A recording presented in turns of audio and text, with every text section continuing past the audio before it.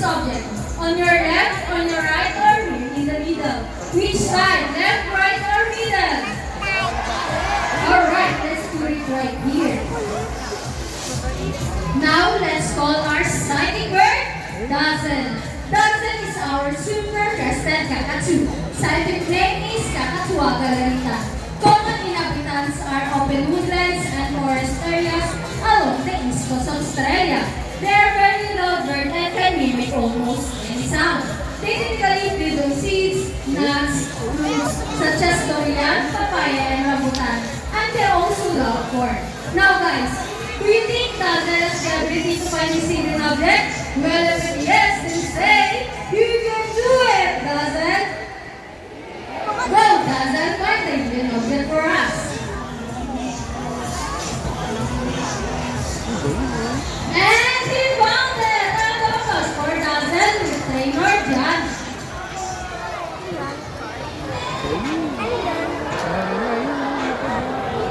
Now, our next featured birds are just like any married couple, monogamous, meaning they will remain for partner for life. Pretty romantic, right? But as any couple will attest in a relationship, there will always be battle. Meet Sassy and Rocky, a beautiful pair of baby macaws.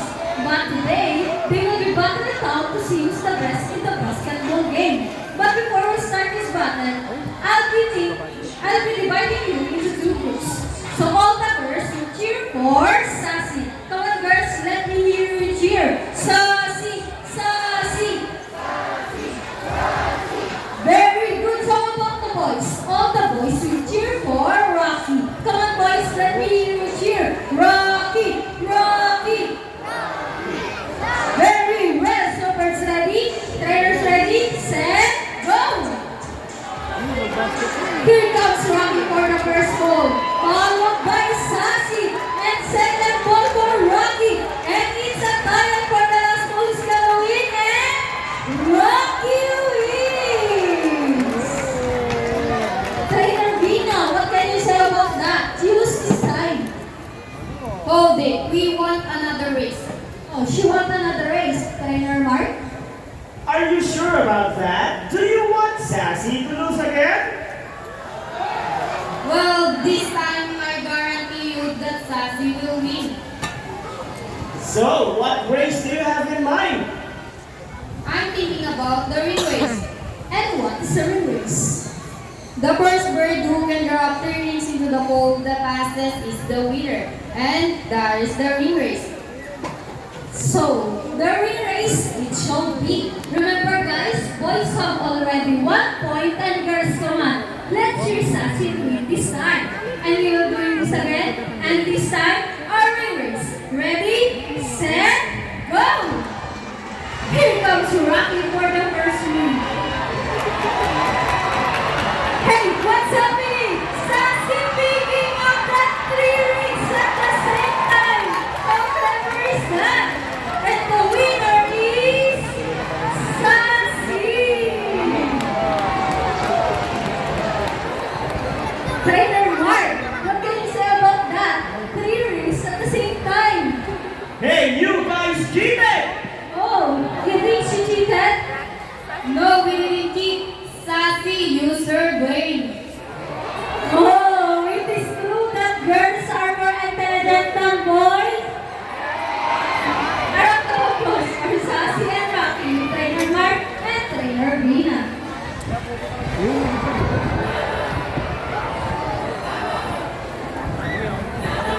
Parrots in particular are known to be intelligent and perceptive. That's why we continue to enhance their skills and not get bored. So here is Sassy once again. Sassy is going to show us how intelligent she is by putting the shape back into the correct slot. Just like Sassy, great macaws from South America and are the gentle giant of the parrot family. It is because they're the second largest next to the hyacinth macaws. They can grow up to 92 centimeters length and can live up to 8 years old. Scientific name is Arachnoroptera. They usually feed on seeds, nuts, soap, minerals along the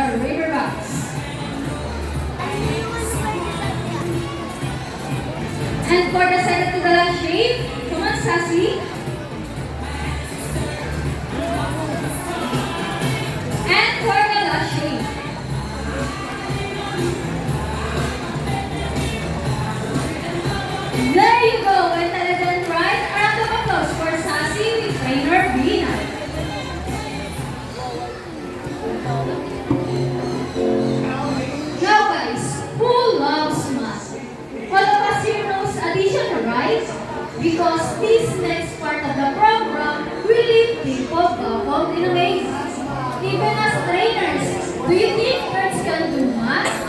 But before we call our mathematical wizard, I'll be leading by two numbers between 1 to 50. Any numbers between 1 to 50? Alright, so the first number is number 11. So what the second number? What number? Alright, so the second number is number 9. So the equation is 11 plus 9. Let's see if our mathematical wizard can solve this equation. But first, trainer Mark will shuffle the numbers.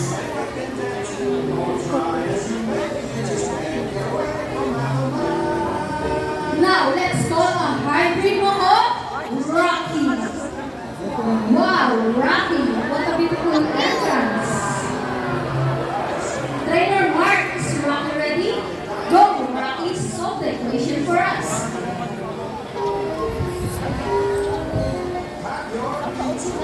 And Rocky gets the first number correct. Hold on the second number. Then, Rocky loves numbers.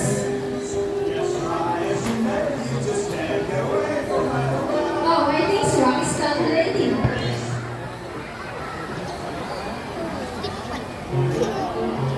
And he gets the number 0. So 11 plus 9 is equal to 23. And applause for Rocky with trainer Mark.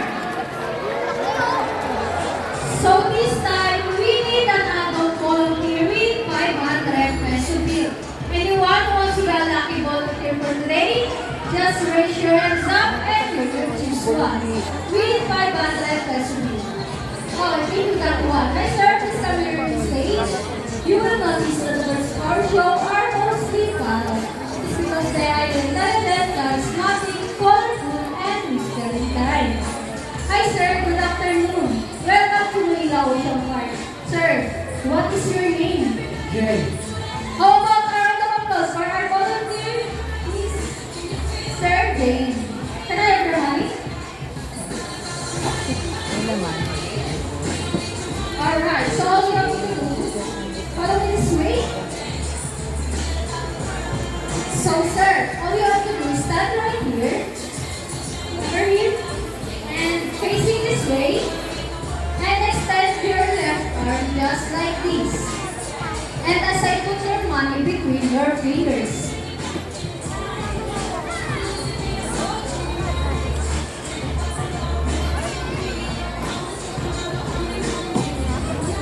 Sir, do you have any idea what will happen next? Okay, let's see. Now, let's call our monitor, Buddy. Buddy flies over.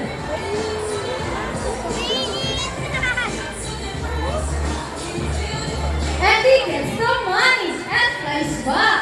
And I think Buddy just donated the money. A round of applause for our donor. Sir, I have a question for you. Did you know that Manila Ocean Park is also a rescue center for birds? Well, now you know your money will go a long way, and we're very grateful. You may now go back to your seat and enjoy the rest of the show.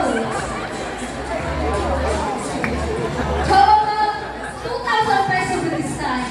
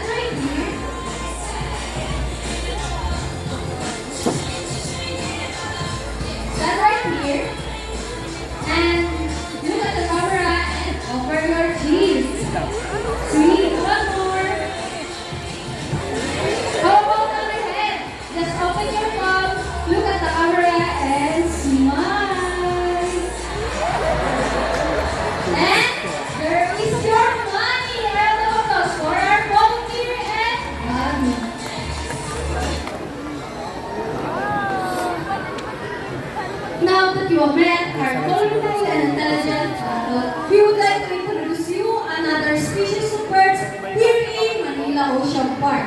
Birds of prey, also known as raptors, hunt and feed by other animals. The term raptors came from the Latin word rapere, meaning to seize or to take by force. These birds are characterized by their keen vision that allows them to detect prey during flight. And they also have powerful talons and beaks. Ladies and gentlemen, please look to your left. Presently, our brownie kite, here comes Speed. Brownie kites are typically known as salinas or indus, one of the 440 species birds of prey around the world. These birds can be found in India, Indonesia, Bangladesh, Pakistan, along China, including here in the Philippines. And here comes Shadow. They locally known as Lawik or Manok in Visayas region. Everyone, here comes our chickens! Wow, so cute! And as we can see, we have our homing pigeons. Homing pigeons has an innate ability, meaning they will return to its nest and mates. How about a round of applause for our raptors, our chicken, and our homing pigeons? Here in Manila Ocean Park, we believe that there is hope. We only not try to take care of our friends in the sea, but also in the land and air as well. Now guys, who knows the three words? Introduce, reuse, and recycle. Bird owners, our lovely bird, and they are going to show us how the proper waste disposal.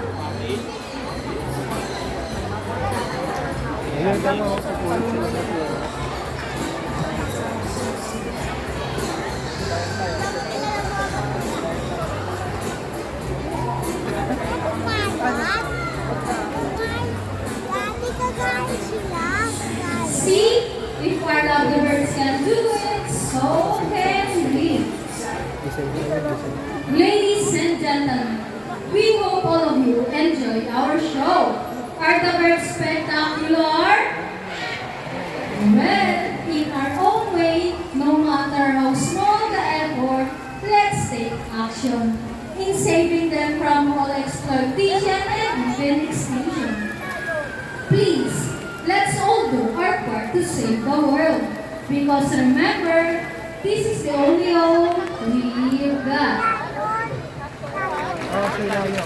Now, let me present to you the birds and trainers who made this show possible. Trainer Bina with Buddy. Trainer Birds with Rocky. Trainer David with Shadow. Trainer Johnny with Speed. And once again, I'm Trainer Regine. Thank you and goodbye.